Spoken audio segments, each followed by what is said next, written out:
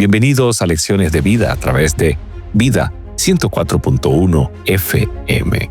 Recuerde, llegamos a ustedes a través de la bendición de nuestro Señor y con el apoyo de nuestros hermanos de la Iglesia Adventista del Séptimo Día. En la dirección general está nuestra hermana y amiga Andreina Muñoz y en el control técnico, nuestro amigo y hermano Alan Tobar. Y quien les habla, un servidor, su amigo y hermano Dani Zambrano. Bienvenidos a tu programa Lecciones de Vida. Somos Vida 104.1 FM. Es un gusto saludarles una vez más. Ya hoy es martes. Seguimos avanzando en esta semana. Recuerde, estamos en nuestra lección número 11 y estamos estudiando un tema muy importante. Como siempre, al estudiar la palabra de nuestro Señor. ¿Qué más pude hacer? Versículo de memoria lo encontramos en San Juan, capítulo número 18, el verso 37. Le dijo entonces Pilato: «¿Luego eres tú rey?». Respondió Jesús: «Tú dices que yo soy rey. Yo para esto he nacido y para esto he venido al mundo, para dar testimonio de la verdad. Todo aquel que cree todo aquel que es de la verdad, oye mi voz». En el contexto de Reavivados por su palabra, hoy nos corresponde la lectura del capítulo número 2 de la primera carta del apóstol Pedro. Primera de Pedro, capítulo número 2. Apreciados hermanos y amigos, donde estés, te invito a que podamos tener una actitud de reverencia para orar a nuestro Dios para iniciar el estudio en el día de hoy. Querido Señor que estás en los cielos, gracias te damos por tu amor. Gracias por tu bondad y tu misericordia. Pedimos, Padre Celestial, que al estudiar tu palabra, seas tú hablando nuestras vidas. Perdona, Señor, nuestros pecados. Te lo pedimos en el santo nombre de Cristo Jesús, nuestro Señor y nuestro Salvador. Amén y amén. Toda manifestación del poder de Dios en favor de su pueblo despierta la enemistad del enemigo. Cada vez que Dios obra en su favor, Satanás y sus ángeles obran con renovado vigor para lograr su ruina. Se esfuerza por espantar sus almas con el pensamiento de que su caso no tiene esperanza, que la mancha de su contaminación no podrá nunca lavarse. Espera destruir así su fe, a fin de que cedan plenamente a sus tentaciones y abandonen su fidelidad a Dios. Los hijos del Señor no pueden contestar las acusaciones del enemigo. Al mirarse a sí mismos, están listos a desesperar, pero apelan al divino abogado. Presentan los méritos del Redentor. Dios puede ser justo y el que justifica al que es de la fe en Jesús. Con confianza, los hijos del Señor le suplican que acalle las acusaciones de Satanás y anule sus lazos, y con el poderoso argumento de la cruz, Cristo impone silencio al atrevido acusador. Palabras de vida del gran Maestro. Este texto nos muestra todo lo que Dios hace por cada uno de nosotros. Nos muestra todo lo que Dios ha hecho por su pueblo, hizo con su pueblo y ahora hace con cada uno de nosotros. Ahora yo les pregunto, ¿pudiera Dios darnos prueba mayor de su amor que al dar a su hijo unigénito para que pasase por todas esas escenas de sufrimiento hasta llegar a la cruz? ¿Cómo Dios podía dar algo más? ¿Podía el Señor hasta dónde llegar? Creo que el problema no es todo lo que Dios ha dado, porque Dios dio todo lo que tenía, dio su amor de manera expresa, total e infinita. Creo que el problema, apreciados hermanos y amigos, lo somos nosotros. En esa manifestación de amor, en esa manifestación de misericordia, Dios espera que usted y yo podamos entonces responder en función de todo el amor que Él nos ha dado. Y creo que aquí entonces viene un punto interesante. Primero, todos somos deudores de Dios. Él tiene sobre nosotros derechos que no podemos satisfacer sin entregarnos en sacrificio pleno y de buen grado. Él exige nuestra obediencia pronta y voluntaria, y no aceptará nada que no llegue a esto. Definitivamente, mis queridos hermanos, el Señor entonces ha derramado por completo su vida. Ahora, ¿cómo responde usted a todo el amor que Dios derrama sobre este mundo, a todo acto de providencia que el Señor derrama sobre su vida y derrama sobre la mía? Dios ha manifestado asombrosamente su amor y su justicia en medio del conflicto cósmico. Sin embargo, algunos podrían preguntarse, ¿debería Dios haber hecho más de lo que hizo para prevenir o eliminar el mal? Como hemos visto, el trasfondo del conflicto cósmico muestra el respeto de Dios por el libre albedrío, necesario para que pudiese existir una relación de amor perfecta entre Él y la humanidad. Además, fíjense que ya hemos estudiado que Dios se ciñó a ciertas limitaciones morales o reglas de enfrentamiento en el contexto de una disputa cósmica acerca de su carácter, algo que solo puede resolverse mediante la demostración de su amor. Y aquí entonces la lección nos presenta el libro de Isaías, capítulo número 5, del verso 1 al 4, y allí nos habla acerca de la viña y el viñador, o de esa canción acerca de su viña amada, y todo lo que el viñador o el dueño de la viña ha hecho e hizo por esa viña. ¿Qué tiene que ver esto con todo lo que estamos estudiando? ¿Qué tiene que ver esta parábola acerca de todo lo que Dios ha hecho por nosotros? ¿Qué significa las acciones del viñador en favor de la viña? ¿Cuál es el resultado, apreciados hermanos? ¿Cuál es el resultado final que debería esperar el Señor cuando derrama su bendición, cuando derrama su gracia, cuando derrama su amor por cada uno de nosotros? ¿Será que estamos viviendo en el contexto verdadero de lo que significa la voluntad del Señor? ¿Será que estamos viviendo, apreciados hermanos, en el contexto correcto de lo que significa la voluntad de Dios? Creo que es para sentarnos y pensar un poco y meditar. ¿Cómo está mi vida delante del Señor? La palabra de Dios nos dice en el libro de Isaías, capítulo número 5, vamos a leer los versículos 1 hasta el 4. Dice allí lo siguiente: Ahora cantaré por mi amado, el cantar de mi amado a su viña. Tenía mi amado una viña en una ladera fértil. La había cercado y despedregado y plantado de vides escogidas. Había edificado en medio de ella una torre y hecho también en ella un lagar. Y esperaba que diese uvas y dio uvas silvestres. Ahora pues, vecinos de Jerusalén y varones de Judá, juzgad ahora entre mí y mi viña. ¿Qué más se podía hacer a mi viña que yo no haya hecho en ella? ¿Cómo esperando yo que diese uvas, ha dado uvas silvestres? Y quiero destacar, mis queridos hermanos, el contexto del versículo número 5 específicamente. Voy a volver a leerlo. Dice allí lo siguiente, versículo número 4, dice: ¿qué más se podía hacer a mi viña que yo no haya hecho en ella? ¿Cómo esperando que yo que diese uvas, ha dado uvas silvestres? Allí, por la traducción de la palabra uva, en hebreo es enat. Y enat habla acerca de una uva madura, una uva buena, una uva que da buen jugo. Pero fíjense que luego entonces dice allí lo siguiente. Dice que no dio uvas, no dio uva, pero dio entonces uvas silvestres. La palabra uva silvestre no aparece como tal en la traducción. En el escrito original, aparece es malos frutos. Y la palabra malos frutos, allí que fue traducida como uvas silvestres, es beushín. Beushín habla acerca de frutillas venenosas, de uvas silvestres pequeñitas venenosas. Entonces fíjense lo que está ocurriendo aquí.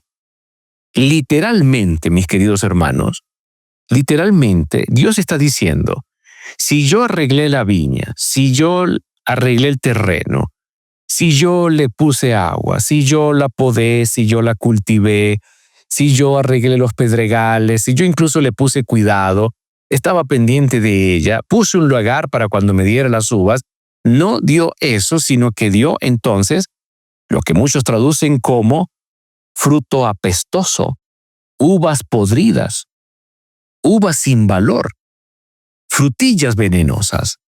Ahora, ¿por qué dio eso? Fíjense el contexto. El labrador escoge una parcela de terreno en el desierto, la cerca, la limpia, la trabaja, la planta con vides escogidas, esperando entonces una rica cosecha.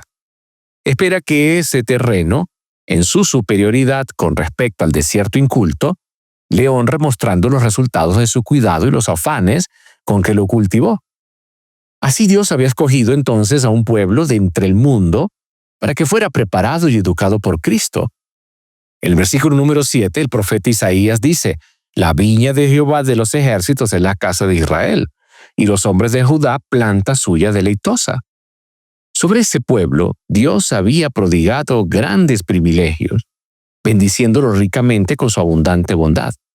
Esperaba que lo honraran llevando fruto. Habían de revelar los principios de su reino, y en medio de un mundo caído e impío, habían de representar el carácter de Dios. Al igual que la viña del Señor, habían de producir un fruto completamente diferente del de las naciones paganas. Los pueblos idólatras se habían entregado a la iniquidad sin ninguna restricción, y allí se ejercía entonces la violencia, el crimen, la gula, la opresión y las prácticas más corruptas. La iniquidad, la degradación y la miseria eran frutos del árbol corrupto. Pero los frutos del árbol que Dios cuidó, los frutos de su pueblo, los frutos de la vid de su pueblo, debían de ser diferentes, muy diferentes a los otros. Pero fíjense lo que está diciendo el Señor. Yo esperaba que diese uvas, yo esperaba que diese uvas verdaderas, yo esperaba que diese, en realidad, enats, frutas maduras. Yo esperaba que diera frutas maduras, pero fíjense entonces lo que dio mi viña, la viña que yo planté. En este caso dio entonces beushi, es decir, frutas venenosas.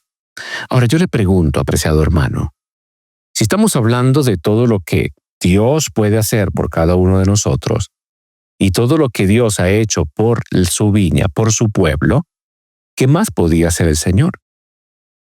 Ahora le pregunto, mi querido hermano y amigo, ¿quién tuvo la culpa de que se cosecharan entonces solo uvas silvestres?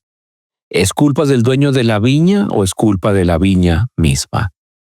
Quizás desde un ángulo lógico no podemos echarle culpa a la viña, porque ella fue sembrada y ella daría frutos en función de la tierra donde fue sembrada. Pero si notamos bien el punto, vemos que sí podemos culpar a la viña. ¿Por qué? Porque el Señor a todos nosotros nos ha dado libertad para decidir, libre albedrío. Usted decide servir al Señor, usted decide entregar su vida al Señor, usted decide apartarse de Dios, usted decide hacer las cosas a su manera. Entonces la voluntad del hombre aquí, en este punto, es un factor muy importante.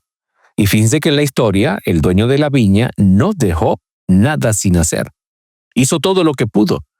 De la misma manera, no se puede culpar a Dios en absoluto por las uvas silvestres que Israel produjo. Dios hizo todo lo que pudo, aparte de hacer a los hombres y con la libertad de escoger. Entonces nosotros somos los que decidimos. La culpa no es de Dios. La culpa es del hombre, quien toma decisiones contrarias a la voluntad del Señor. Podemos entonces, apreciados hermanos, ver que todo lo que ha hecho el Señor, la viña no tenía excusa para producir frutos fuera diferente de la voluntad del Señor. Y en nuestra vida, ¿qué más puede hacer el Señor para que nosotros podamos vivir conforme a su voluntad? Podemos entonces ver que la culpa es del hombre, no de Dios. Dice un autor cristiano lo siguiente: entonces se verá que toda alma del hombre tuvo la oportunidad de convertirse en una viña fructífera, y si se convirtió en lo contrario, no se debió a fallas ni en la sabiduría ni en la gracia de Dios. Spurgeon, famoso predicador del siglo XIX, dijo también: «Oh, ustedes que profesan ser su pueblo, ¿qué más podría haber hecho Cristo por ustedes? ¿Qué más pudo haber hecho el Espíritu Santo? ¿Qué promesas más ricas? ¿Qué preceptos más sabios? ¿Qué providencias más bondadosas? ¿Qué paciencia más llena de gracia? ¿Cómo esperando yo que diese uvas ha dado uvas silvestres?» Es posible que Dios haga una obra en su pueblo, pero también es muy cierto que su pueblo reciba esa obra en vano. ¿Cómo es eso? Mire lo que dice el apóstol Pablo en 2 Corintios capítulo número 6, el versículo número 1. Así pues, nosotros, como colaboradores suyos, os exhortamos también a que no recibáis en vano la gracia de Dios. Fíjense que nosotros somos llamados a ser colaboradores del Señor y Pablo nos exhorta a que no recibamos en vano todo lo que el Señor hace por nosotros. Y creo que esto también entonces nos hace detener y preguntarnos cómo estoy actuando en función de toda la misericordia de Dios. ¿Cómo estoy actuando, mi querido hermano, en función de lo que el Señor hace por mí? Envía su Santo Espíritu, me da su amor, me da esperanza en Cristo Jesús, abona mi vida, quita los problemas, quita las situaciones difíciles, me llena de su paz, me llena de su amor, me lleva a vivir conforme a su voluntad. ¿Qué más puede hacer el Señor? Nosotros como viña de Dios somos llamados entonces a trabajar con la gracia de Dios. ¿Para qué? Porque la gracia no se recibe en vano. La gracia no se debe a ninguna obra pasada, presente o prometida o en el futuro. Más bien, se da para fomentar entonces nuestra vida, para llevarnos a vivir conforme a la voluntad de Dios. Es un regalo inmerecido. Dios no quiere que recibamos su gracia y nos volvamos pasivos. Dios espera que nosotros recibamos su gracia y podamos dar entonces frutos verdaderos, frutos de verdad. Ahora, ¿será que nosotros hemos entendido y hemos comprendido todo esto que se nos está presentando aquí? Fíjense que más adelante, en el Nuevo Testamento, Jesús utiliza, esta misma imagen en su parábola de los labradores malvados y la viña, donde el Señor también habla y le dice al pueblo de Israel, prácticamente, pues ustedes han perdido toda oportunidad. ¿Por qué? Por la dureza de su corazón. Ahora, ¿cómo ha sido Dios con nosotros? ¿Será que no nos bendice? ¿Podría usted decir eso, mi querido amigo y hermano que me escucha? ¿O será más bien que hemos recibido tantas bendiciones de manera ingrata y no le hemos correspondido al Señor con amor, como corresponde a verdaderos hijos de Dios? Le hemos dado dureza de corazón en lugar de arrepentimiento, y Dios espera que usted dé arrepentimiento. Le hemos dado incredulidad en lugar de fe, y Dios espera que usted pueda dar frutos de fe. Le hemos dado indiferencia en lugar de amor, ociosidad en lugar de santa laboriosidad, impureza en lugar de santidad. Por eso les pregunto una y otra vez, y la lección también así lo hace, ¿cómo estamos nosotros viviendo delante del Señor? ¿Qué fruto estamos nosotros dando? ¿Qué fruto estamos dando nosotros? Entonces, vamos a ir resumiendo para que podamos ir compactando entonces nuestro estudio en el día de hoy. El dueño de la viña es Dios mismo, y la viña representa al pueblo de Dios. Pero las implicaciones pueden aquí ampliarse e incluir la obra de Dios en el mundo. Entonces, según estos versículos y lo que hemos estudiado, el dueño de la viña, Dios, hizo todo lo que razonablemente cabía esperar para asegurar el florecimiento de su viña. Y ésta debería haber producido buenas uvas. ¿Pero qué fue lo que produjo? Uvas silvestres, que ya hemos visto que otras traducciones denominan, o el contexto original, denominan sin valor. De hecho, la expresión hebrea, ya se las comenté, no lo olvide, la expresión hebrea que aparece allí para hablar de esta fruta silvestre es beushin, y beushin habla de frutillas venenosas. Entonces, la traducción nos dice literalmente fruto apestoso, frutillas venenosas. En otras palabras, la viña de Dios, que debería de producir para gloria y honra de su nombre, produjo uvas podridas. Ahora vea lo que hace el Señor. Y esto me gusta muchísimo porque a veces pensamos y creemos que, esto lo hace la gente, esto lo hacen las personas, Dios derrama su amor, pero la gente pareciera que no tomara nada de esto en cuenta. Miren lo que dice el versículo número 3. Ahora pues, vecinos de Jerusalén y varones de Judá, juzgad ahora entre mí y mi viña. ¿Qué más se podía hacer a mi viña que yo no haya hecho con ella? ¿Cómo esperando yo que diese uvas, ha dado entonces uvas silvestres? Y Dios invita, fíjense lo que Dios hace. Invita a las personas a juzgar entre Él y su viña. Y en Isaías, versículo 4, se plantea la pregunta más importante.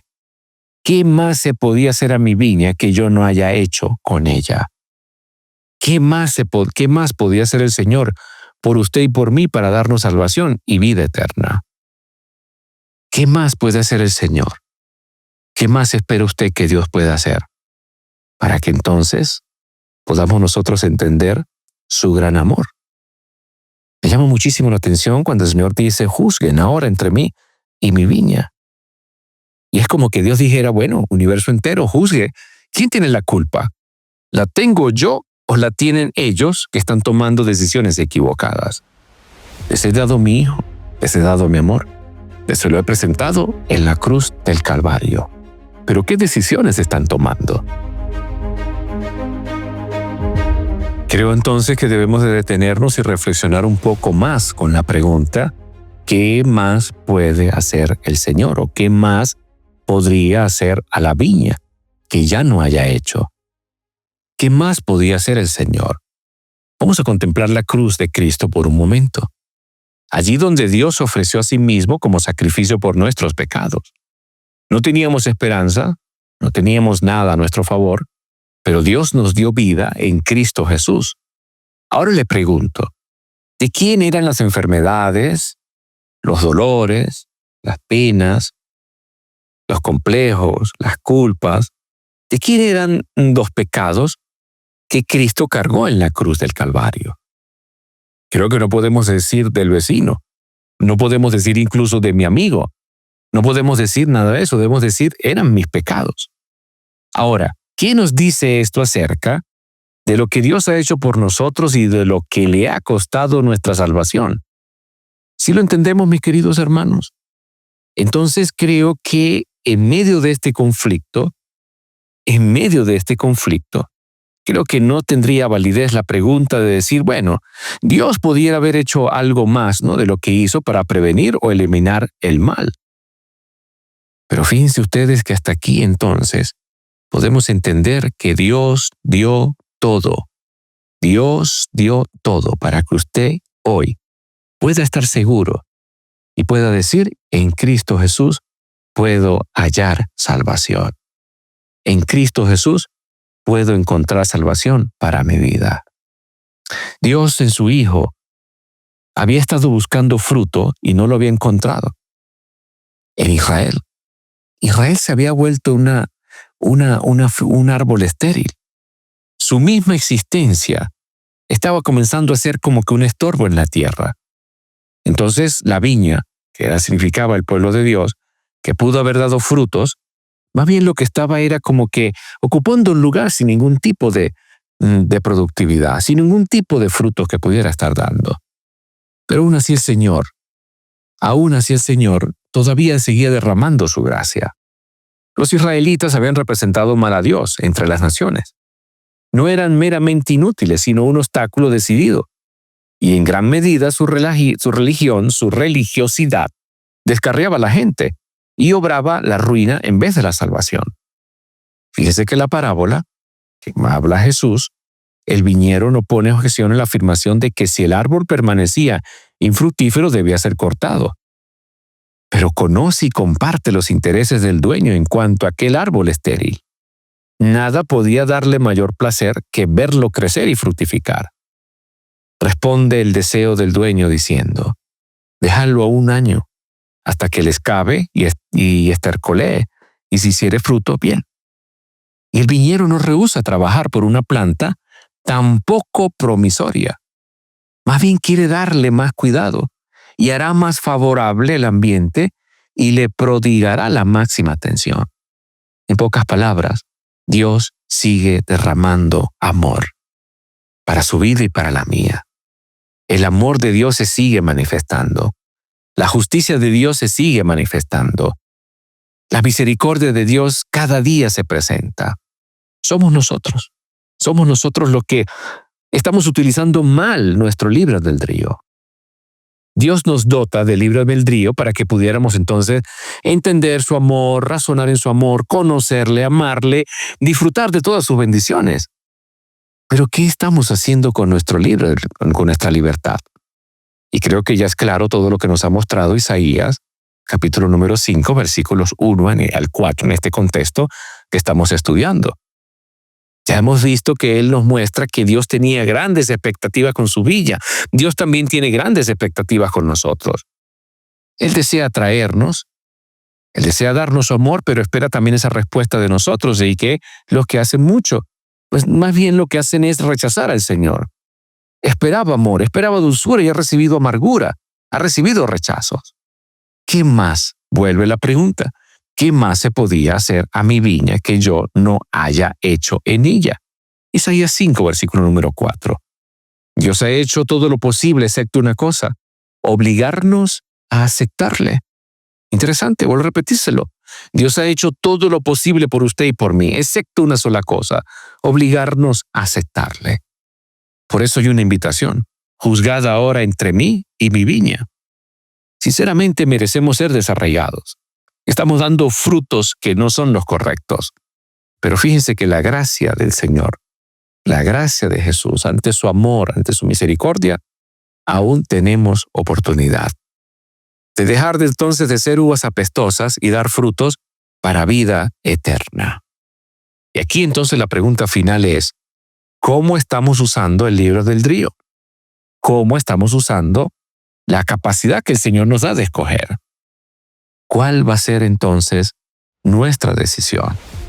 Y creo, apreciados hermanos, que definitivamente debemos recordar algo. Escuche, el gobierno de Dios no se funda en una sumisión ciega ni en una reglamentación irracional, como Satanás quiere hacerlo aparecer. No puede aceptar un homenaje que no le sea otorgado voluntaria e inteligentemente. Una mera sumisión forzada impediría todo desarrollo real del entendimiento y del carácter. Haría del hombre un simple autómata. Tal no es el designio del Creador. Nos invita a entregarnos a Él para que pueda cumplir su voluntad en nosotros. Y a nosotros nos toca decidir si queremos ser libres de la esclavitud del pecado para compartir la libertad gloriosa de los hijos de Dios. Así que esa es la lección de vida. Pensar muy bien, razonar muy bien, ver todo lo que Dios ha hecho por nosotros y tomar la decisión correcta. Que el Señor le bendiga